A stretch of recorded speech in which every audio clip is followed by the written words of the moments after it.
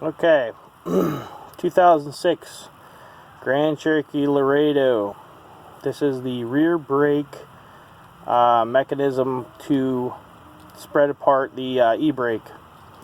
What you'll find is if you take your e-brake apart, if you go to test your e-brake and it's not holding right or something, this mechanism seems to seize up. So what you do is you take it apart, get it to where it's working a little freely.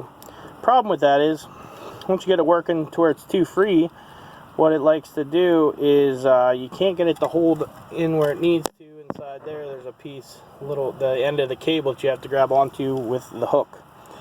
When you put it down inside to hook it on, it just wants to fall down.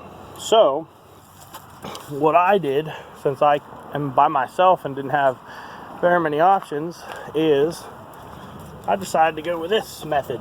I have a rubber band, and what will happen is when I put the shoes on, we will be able to put the shoes over top of that and just cut the rubber band and get it to pull out. That's the only thing I'd come up with. I'm sure there might be another way to do this, but this is my solution before I get the brakes on. So basically what we're going to do is we're just going to stick a rubber band around it and then proceed to put the shoes over top. We'll see how that goes for us.